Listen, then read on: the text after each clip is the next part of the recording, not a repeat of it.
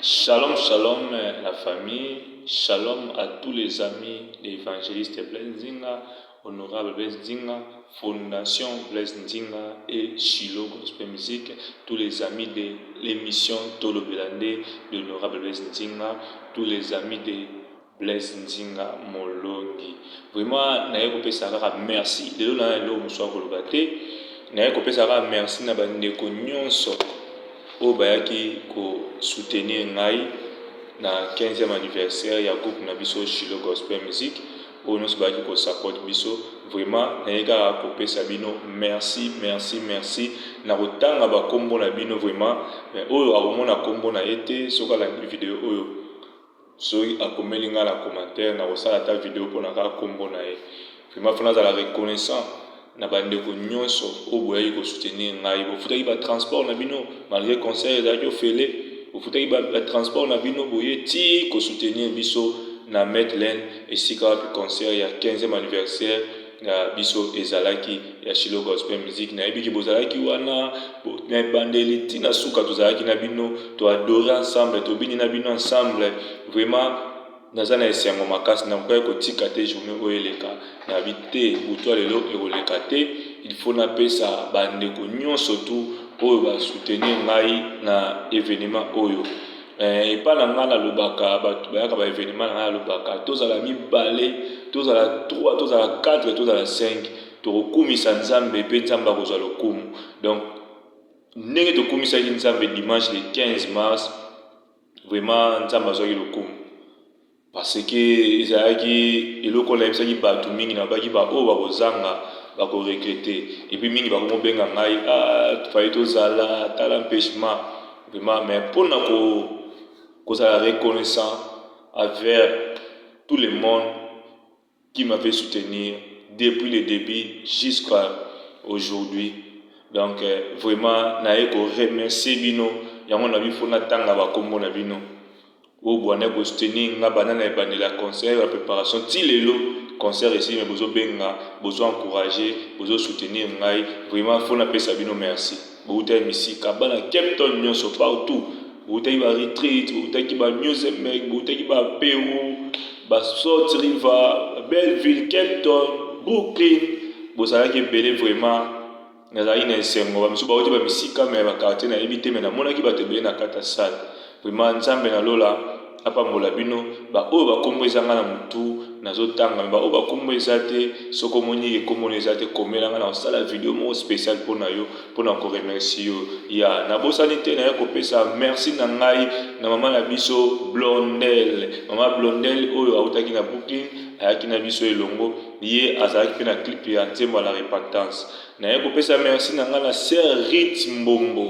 Rit Mbombo donc ala sister moko oyo na papa Blaise mingi na ko pesa mbote na nga na sister na ngai Nadine oyo autaki na retreat na pesi mbote na ngai na sœur Belvie Chilombo azalaki na biso mama Stéphanie Ngeleka vraiment merci na sepelaki na présence na yo merci na ngai na sister sœur na ngai na lingami mama Jardine Odia oyo que tous les concerts na ye nazalaka pe na ba concert na nga azangaka te vraiment na mona ki présence na ye mama na ngai Jardine Odia merci beaucoup esikozali mama Francine Kendenga ye na benga ka epangi na mono mama Francine Kendenga merci na présence na yo na prestation na yo vraiment nzambe apambola yo na bosani te frère na ngai na linga pe mingi Fabrice Wanga aprestaki pe kitoko makasi na bosani te brata na ngai Jonathan bwana na ngai Jonathan vraiment tozozela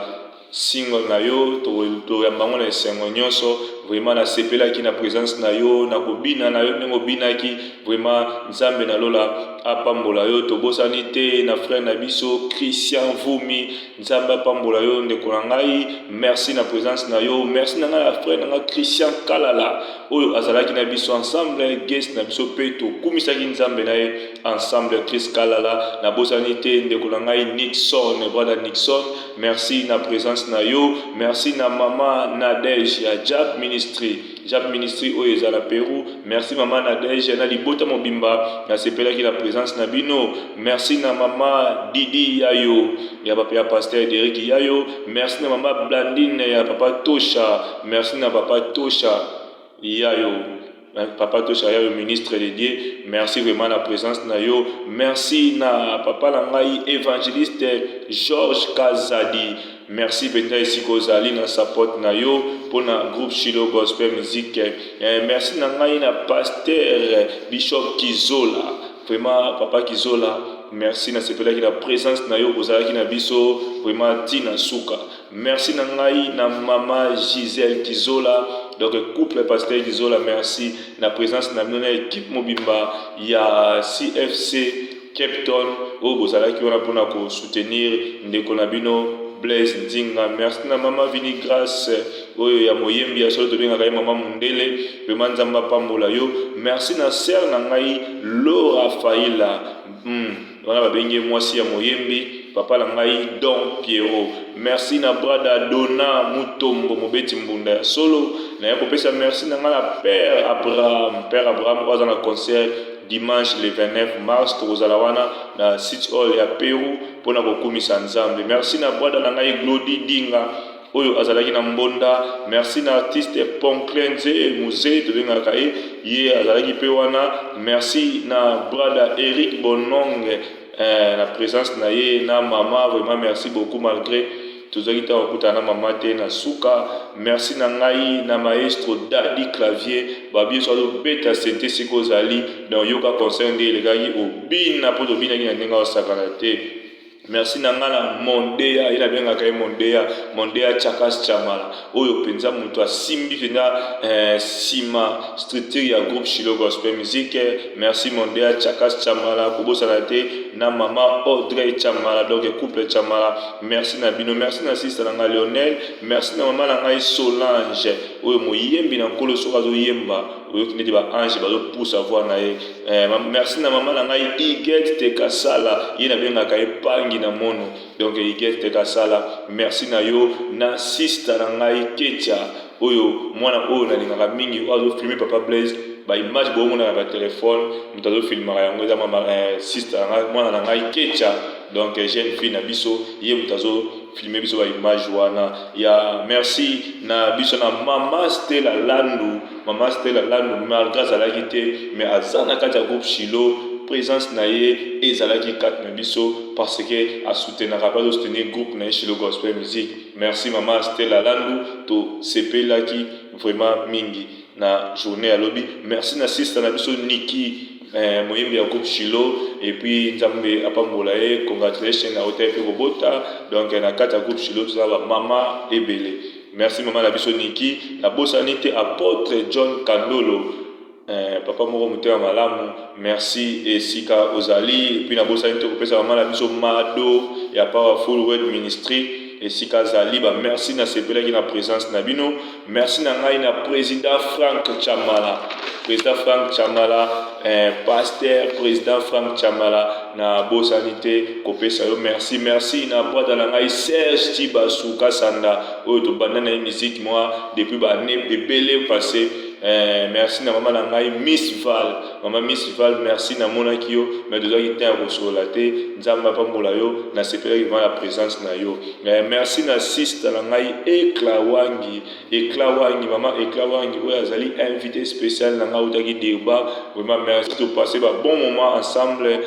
Nzambe na lola azala na ye retour na ye pe ezala malamu na manager na biso oyo azali manager na ye atambolaki na ye papa Eric. Vraiment merci na nyonso tout. Merci na Christian Yayo caméraman ya solo mikolo papa Blaise Nzinga do préparer bato na ye. Donc côté téléphone tout ça na sister na biso Ketia et puis côté caméra tout ça na papa na biso ndeko na biso mwana na biso Christian Yayo oyo mikolo asimbi siko image ya Shiloh Gospel Music. Donc biso musala tozolakisa bana ndenge kosala po makambo te za kitoko.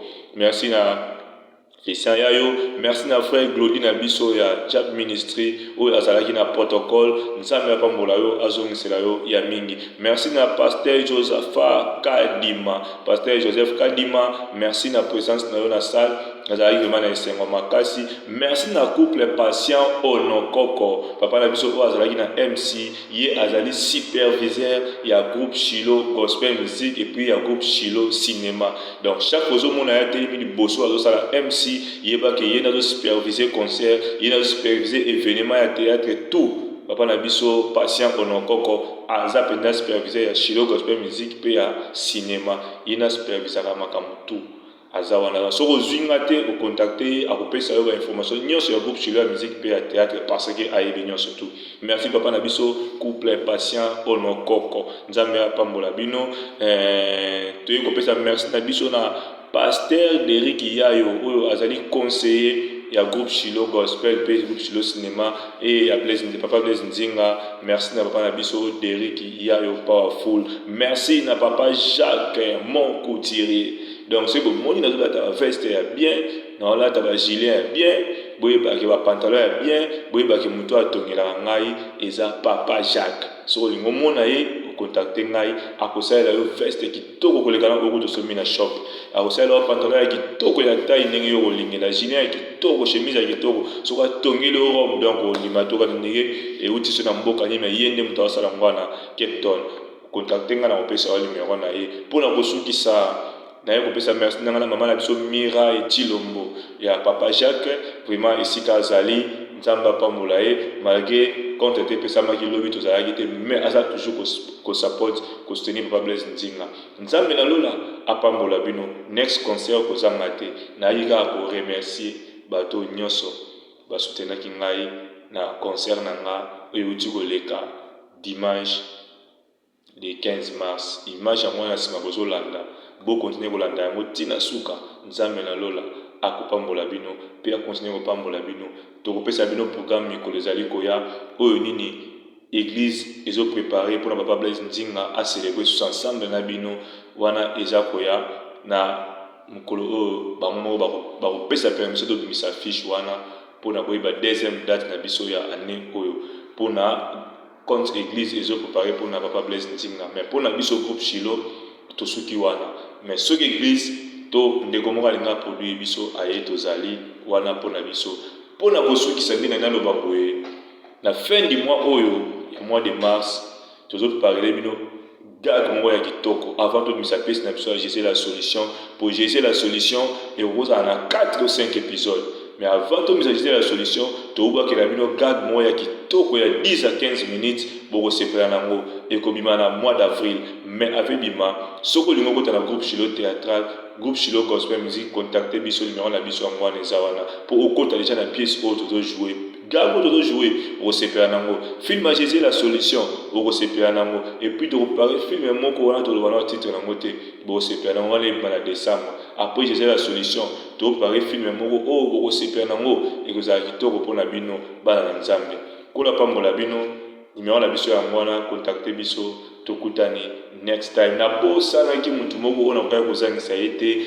Philippe de Bouve tension Philippe de Bouve tension azana kati ya Shilo Gospel Music atana ngana bosa mezongi na mutu ko bosa na tension te ya eder sasa balobi wana batu na ngai ya kati nzamba pambola bino Shilo Gospel Music toujours musala